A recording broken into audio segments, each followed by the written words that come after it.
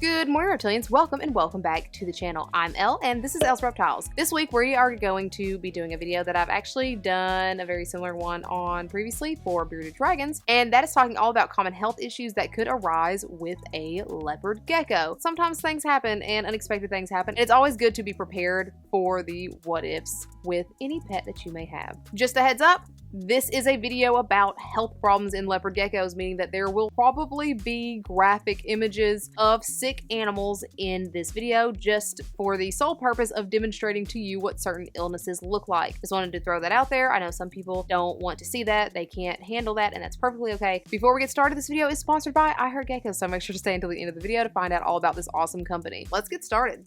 The first one, the most common one, and the one that you generally don't have to worry as much about, is going to be stuck shed. This is something that just happens sometimes, and as the name suggests, it is when the shed of your animal gets stuck. The most normal cause of this is just not having a moist hide for your leopard gecko to go into to shed, or that moist hide not being wet enough for them when they need it. If that stuck shed gets stuck around toes or around arms or tails, any place like that, it can result in the circulation being cut off in that area and them actually losing whatever it is. If you see that your leopard gecko is shedding, once they have shed, just take them out if possible, look at them, look at their toes, make sure it all came off, just to make sure that your animal isn't going to lose anything. If your animal does get stuck shed, the easiest way to get this off is either to put them in a tiny Tupperware with like a wet napkin for a little bit, just to give them a bath basically, or use a shed helper. With one of my leopard geckos that has problem shedding, often I like to use a Q-tip and kind of go over the shed and just gently get it off. Just make sure you're being gentle. Do not dry pull that shed off, but moisten it up, try to help them get it off if they need it. Next up is dropped tail. Leopard geckos can drop their tails. This usually happens with rough handling, or if they get their tail stuck sometimes, if shed is retained around that tail and they go to pull it off and the tail drops with it, or if a leopard gecko is being kept with other leopard geckos, if fights or anything happen, they can drop their tail then. The tail is biologically made to drop. It does grow back, but we want to try our best to keep that from happening because number one, it's very stressful for them. Number two, a lot of their extra fat they store in their tail. If your leopard gecko happens to drop that tail, it's a natural thing. You don't necessarily have to move them to a paper towel or tile sort of substrate. I did when mine dropped her tail just because I didn't want to risk infection. Again, it's natural. You don't have to do that if you don't want to, but you can if it's going to make you feel better. This process usually takes a few months to grow back fully. It's not going to look the same as it did before, but it will grow back. During those few months, it is super helpful if you just feed them a little extra because number one, again, their fat reserves are now gone, and number two, their bodies are putting a lot of energy back into regrowth of that tail, so giving them that extra little bit of energy is going to be pretty helpful for them. Next up, we have parasites. Parasites are not as common in leopard geckos as they are in something like bearded dragons, but it is still something that can happen, so it needed to be on the list. Parasites can happen if your leopard gecko is stressed, if their tanks are dirty, if they are being fed unhealthy feeders or feeders not meant for them. So if you're getting feeders from outside, which you should never ever do, if you are getting feeders from like fishing shops, bait shops, crickets that people go fishing with. Is that a thing? Is that what they're called everywhere? I don't know what they're called. Incorrect tank conditions, so the temperature being not where it's supposed to be. If you notice that your leopard gecko is lethargic, they're not eating, they are losing weight, they are just acting off, they're acting different than what they normally do, then maybe it's time to take them to the vet to get them parasite tested just in case. Metabolic bone disease. This is a big one. This is one that needs to be prevented before it happens. Metabolic bone disease is just your leopard gecko being greatly calcium deficient to the point that their bones are no longer strong, basically. It causes the deformity of bones, of the spine, of hands and feet. It is a painful, unfun experience for them, and we want to try to prevent that at all costs. This comes from incorrect supplementation, so not giving your leopard gecko the proper or or not giving them any vitamins or calcium supplements. It can come from not gut loading your insects, especially if you are giving them dried insects in addition to not giving them vitamin or calcium powder. But the good news is this is very easy to prevent. Just dust those insects, gut load those insects, and putting a UVB light on your leopard gecko's tank is going to help with greatly decreasing the risk of them developing metabolic bone disease. UVB lights put off vitamin D, and as your leopard gecko absorbs vitamin D actually allows their body to absorb calcium. So having that UVB light is actually going to increase the efficiency at which they are absorbing that calcium. So UVB light, always recommended. If you do think that your leopard gecko has developed metabolic bone disease, or maybe you've rescued a leopard gecko that you think has metabolic bone disease, make sure to take them to the vet so they can start the appropriate supplementation of those vitamins and calcium. Stick-tail disease. So stick-tail disease isn't necessarily a disease in itself, but it is an indication that something is very, very wrong with your leopard gecko. It is on the list as a disease because for a long time people just referred to stick-tail disease as if it was its own thing, so it needs to be on the list. Stick-tail disease basically is what it sounds like. Your leopard gecko has a stick tail. The only thing left in their tail is their bones. Everything else is gone, so they're also very skinny. It is categorized by rapid weight loss, lethargy, vomiting or diarrhea, not eating, hiding a lot. A lot of different things can cause this. It could be a very bad parasite infection, bacterial infections, liver or kidney abscesses. So the absolute best and really the only thing that you can do in this situation is taking your animal to the vet so that the vet can figure out exactly what's going on. Also, be sure that if your leopard gecko is exhibiting signs of stick-tail disease, you thoroughly wash your hands every time that you handle them, because since you have no idea what illness is happening, it could be contagious to other animals that you may have, so make sure that you are washing your hands thoroughly after handling those sick leopard geckos. Next up, we have eye infections. Eye infections are potentially from a lot of different things. It can be from them getting something in their eye, them having stuck shed around their eyes, an insect biting their eyes, them scratching their eyes. You're going to notice because there's going to be swelling or discharge or even bleeding. They may not want to open that eye. Basically, the way that you treat eye infection with leopard geckos is,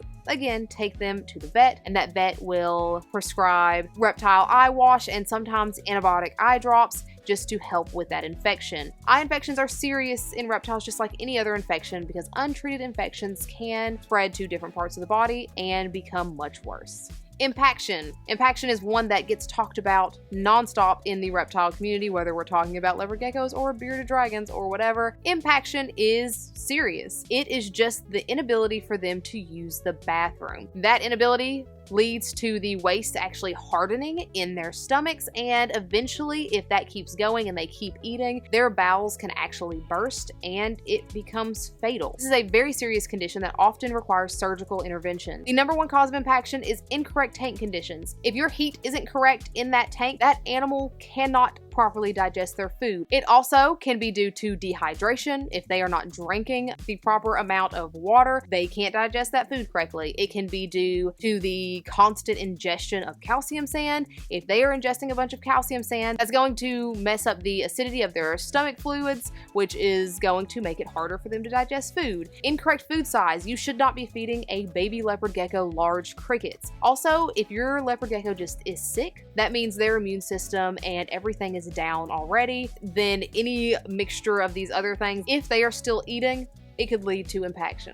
Next up, we have Enigma Syndrome. Enigma Syndrome is a genetic defect found in the Enigma line of leopard gecko morphs. Luckily, Enigma morph breeding is no longer widespread. The condition, the issue has been seen, it has been paid attention to, and responsible breeders no longer will breed this morph of leopard geckos. However, anyone can breed leopard geckos, so the Enigma morph does still exist. Basically, Enigma Syndrome causes the leopard gecko to stargaze, so looking directly up at the stars, death rolls, so basically just rolling over and over, seizures, the inability to aim at their food, so the inability to catch their food, just overall unsteadiness, and stress. makes this condition a lot worse. If you do suspect that your leopard gecko has Enigma Syndrome, get them to a reptile specialist, a veterinary reptile specialist that can diagnose them and help you to help that animal. And I also highly suggest checking out Jessica's Animal Friends YouTube channel. She does a whole lot of work with leopard geckos with Enigma Syndrome, so she has a whole channel full of resources for those leopard geckos that might be able to help you out. Mouth rot. Mouth rot is what it sounds like. It is an infection of the mouth. It usually is going to start with trauma or an injury to the mouth, and then that mixed with stress or mixed with incorrect tank conditions is going to spike the amount of bad bacteria in their mouth and cause a bacterial mouth infection in that injury. This is another thing that needs to be treated by the vet because this animal will need antibiotics to prevent that infection from spreading to anywhere else in their body. Being gravid or egg binding. So if you have a female leopard gecko, even if she's never been around a male leopard gecko, she still has the potential to lay eggs, to become gravid. This is usually going to be seen around breeding season for leopard geckos, and it's going to be coupled with them digging all the time, with them gaining weight. They might be gaining weight and not eating. If you lift them up, you can see eggs under their belly. When this happens, the number one most important thing is to make sure that you have a digging area in that tank for that leopard gecko to lay those eggs. Also, make sure that that animal has access to calcium because creating eggs leaches a lot of calcium from that animal's body, but sometimes they don't lay the eggs. And when that happens, that is called egg binding. If it's been a long time and your reptile has not laid the eggs that you know are there, she's not eating, she's acting lethargic, anything that seems off, you definitely need to take that animal into the vet so that they can do an x-ray to make sure that the eggs are in there and to try to help you, hopefully, help your animal to get the eggs out, or worst case scenario, they sometimes do have to have surgery to remove those eggs. An egg that is not laid can actually rupture inside of your leopard gecko's body, which leads to infection, which can be fatal for that animal.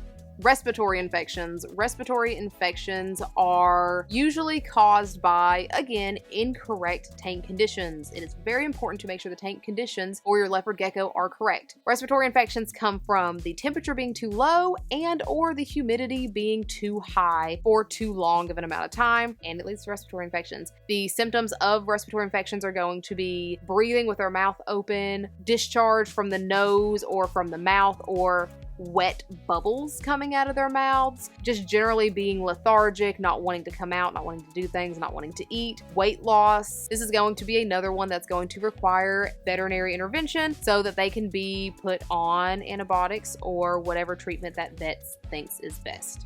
And the last one that we're going to talk about is brumation. This isn't really a health issue, but it's something that does happen, and it is often mistaken for other things on this list, so I thought I'd bring it up anyway. Brumation is basically your animal slowing down for the winter. If it is cold outside and your animal slows down eating, they're probably just going into brumation. Not all leopard geckos do this. Percy has never done this, and Winter always has. Even though their tank conditions are the same, they're in the same location. Some leopard geckos will do it and some won't. They're going to slow down their eating or even completely stop eating. You may notice that they gain a bunch of weight in preparation for this, just storing a bunch of fat to get them through that winter. They also are going to hide a lot. They're going to sleep a lot. This is completely normal. If you do notice that your animal is starting to slow down, it is a very good idea just to make sure that they are as healthy as possible. Do a parasite test on them. Make sure that they are parasite free. The worst thing that could happen while your animal is in brumation is them having parasites, because those parasites are just going to eat away at them and it could be fatal. Just make sure that your animal is in good, healthy condition. Just let them slow down during the winter. But that is it. That is all that I have for this video. Probably forgot some things. I usually do. So if I did, make sure to leave it down in the comments below so that you could potentially help someone else out. As I said at the beginning of this video is sponsored by I Heart Geckos. I Heart Geckos is a absolutely fantastic company. Love this company so much. They create conversion kits for tanks that you may have laying around to turn that super cheap tank or that tank that you are not currently using into a